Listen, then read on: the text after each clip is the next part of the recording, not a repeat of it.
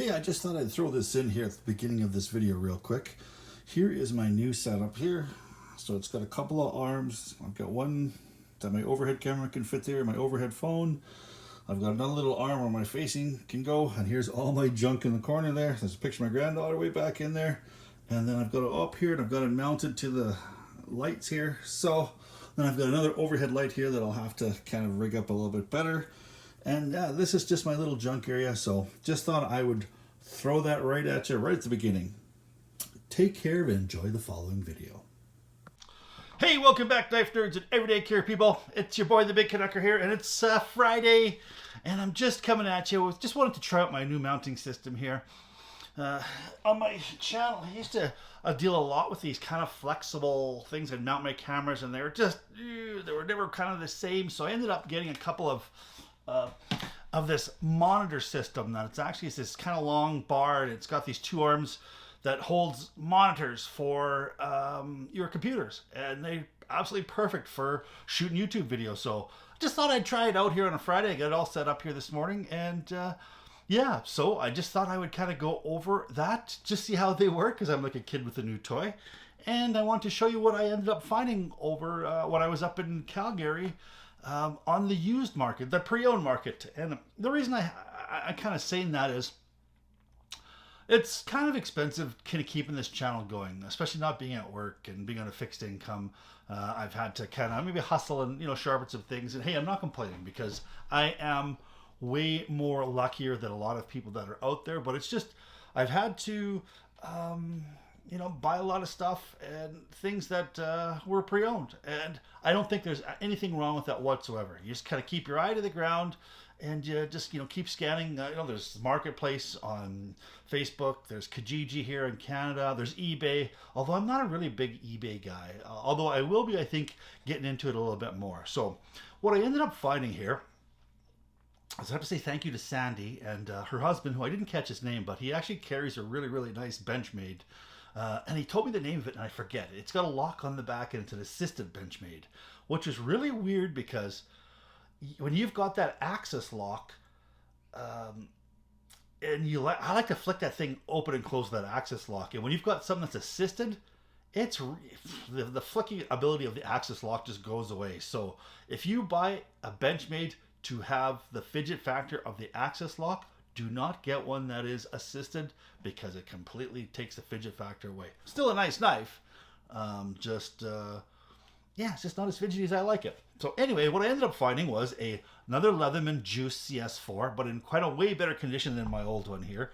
This is my old one here that had the kind of the aluminum scales. This has got the textured scale on it, and it's almost in mint condition. And the other thing I ended up picking up was, and I finally get a chance to do this, was the Victorinox Swisstool. So it's the large tool, because I have got the almost dropped that on my bits and pieces. Boy, that would have sucked. So I've got this here, which is the X version. So let's quickly go to the tabletop and we'll just have a quick look at them. All right, so this is more going to be my kind of just my first impressions of this, and I just want to kind of show you the size of that. So what I'm going to eventually end up doing is I'm going to review this Victorinox Swisstool, and I think the other thing I'm going to do is I'm going to put it against the Surge, because that seems to be the, and I just wanted to show you the size of it. It's the larger Swisstool. And I also just kind of wanted to, and it came with a nice case, and I'm not going to say what I paid for these because that's sometimes a little bit gauche, but they were, Sandy and her hubby were extremely, extremely nice to me. And yeah, so and it was actually one of their relatives had passed away, and he had duffel bags full of this EDC stuff. And they are pretty much sold out. I did not catch them, and I wish I would have got them at the beginning because they sounded like there was some wonderful stuff there. But this is just basically kind of giving you my first impressions of this Swisstool and this Leatherman.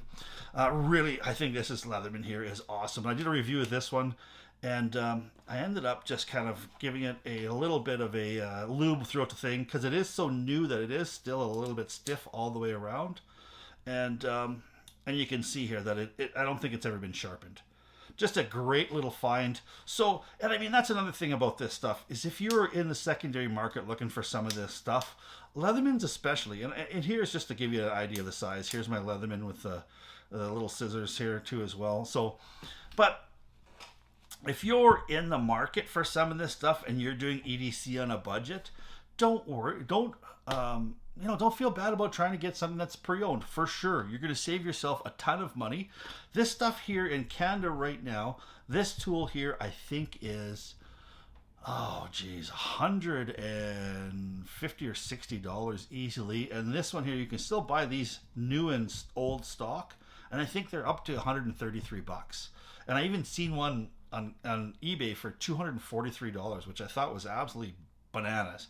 But you can still find these things out there, and it just doesn't seem like these multi-tools don't seem to be, they seem to be way more precious to us who know the capability of these.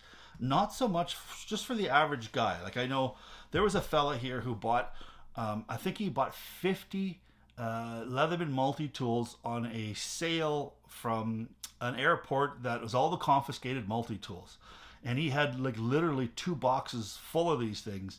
And that's where I bought my Crunch from him. And all sorts of different shapes and conditions. And he was asking probably around $30 or $40 for these multi-tools that were $130 brand new. But he just had a pile of them and he wants to sell them. And you know what? He doesn't seem like they hold their value. So just go out there and just keep your nose to the ground, keep your eye look, and you'll find yourself some pretty smoking deals. And I have to say that my initial impressions of both of these now are wonderful. And the reason I also have this other little, I'm going to end up doing a multi-tool shootout, I think, and I'm going to have a couple of different categories. I'm going to have a small category. I'm going to have a large category, with the large multi-tools. But I don't know where this bugger is going to fit in there. Like, is this going to be like a smaller kind of keychain multi-tool, or is it going to be in a full size, or is there a lot of them in there, the middle range here? So, well, we'll find. We'll put that juice out of here for now. I'll keep that out of here, and we'll just kind of go over this Victorinox Swisstool. And I got to say, the fit and finish on this tool is incredible. When you're pulling these tools out, and that's the only thing about this tool that I wish that is lacking. This is the one that has the 2 knife blades. So it's got the regular knife blade, and it's got the wavy blade or the serrated blade. And I mean, this is, holy cow, who's ever in charge of sharpening sharpening these serrated blades at Victorinox, you know how to do your job, buddy, because this thing here will cut time and space, that's for sure. It's damn sharp. And I have to say that Victorinox, the fit and finish on this Victorinox tool is absolutely excellent. You can see how each individual tool has got its own little, and I'm sorry that I ended up just lubing this quite a bit here before when I let it sit, because I like to do that on a new tool. I like to make sure it's completely lubed. So I lube everything on it. It's a little bit sloppy, then I let it sit for a while. But so I just thought I'd let you know that's why I'm wiping this stuff down. But you can see how, it's got a gorgeous knife or a gorgeous saw on it. It's got a supremely sharp, even just their regular blade is incredibly sharp. And you can see how when I'm moving this tool, that tool's not moving at all. And let's see, when I'm moving this tool here, which is another one of my favorite tools, this one here, this kind of multiple tool here, you see when you're moving these tools, they're not pulling their bodies with them whatsoever. And to me, that's the mark of an excellent, well-built tool. So the fit and finish on this is incredible.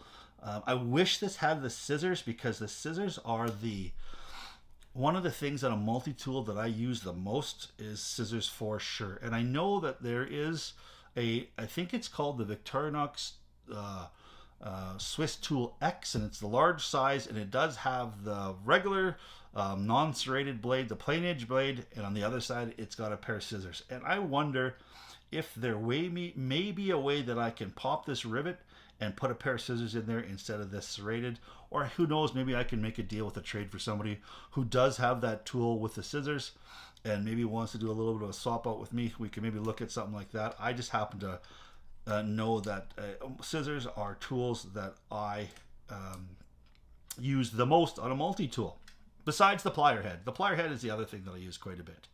And you can see that it's got the long Phillips on it. It is a 3D Phillips. It's a little bit on the thin side.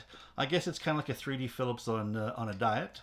Maybe he's got a little bit of an eating disorder there, so that's a little bit skinny. But it does have, and the other thing I like about it is the file with a really aggressive metal saw on the bottom. You know, you're not going to cut through, titanium cobalt with this stuff, but you are going to cut through some mild steel really, really well with this. And you got a soft top of a screw or something. That's where that's going to work excellent. And like I said, one of my absolute favorite tools here is this bugger right here. Oh, here, I'll close all this stuff up. It's this tool right here. It is got all sorts of stuff on it. It's got the wire stripper. It's got another little a cutter in there. It's got a really, really nice kind of scraper on it that's got a little bit of a, I could probably press in here and cut my finger with it. And I think, that's one of my favorite little tools here. So I think that, when I go over this, I think I'm going to have really nothing but really, really nice things to say.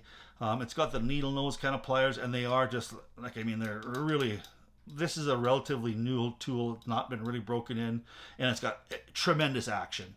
And what I really like about it, and this has kind of surprised me when I first take this out of the case, is actually how thin it was. It's a very thin multi-tool, and that's important to me when you're carrying these tools on your hip. I hate snagging them on my chairs or going through doorways and stuff like that. It drives me bananas. And the other thing that I thought was really cool in this is the fact that you can use their ruler really well. It's completely flat. It gives you a great. But the other thing that's really cool is you can actually do a 90 on it. I wouldn't use this to frame my house or anything like that, or if I need to be incredibly precise, I might not use that, because who knows if it's completely 90, but it is, it gives you an idea of kind of what 90 is. So I thought that was really neat too as well. So look for that down the road. That's going to be a review there. I'm going to be doing probably a new review of this Leatherman Juice CS4, just because it is in so much better shape than this older Juice here. And I'll be eventually doing a little bit of a shootout there. So that's what we got coming up relatively soon here on the channel.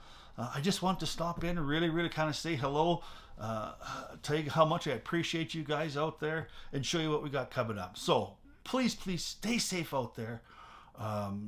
Also, because we're not out of the woods here with the big C-19 stuff. If you're not vaccinated, get vaccinated. I don't want it to be a political thing. I just believe in that kind of science, and I think that it will make me feel a lot better if you guys have got that jab in your arm and you're safe. You're not going to die alone in a hospital full of COVID, because that scares the poop out of me for something like that to happen to me or anybody that I love. So you guys, please stay safe out there. Keep your stick on the ice. Stay shiny side up. This is the Big Canucker saying adios.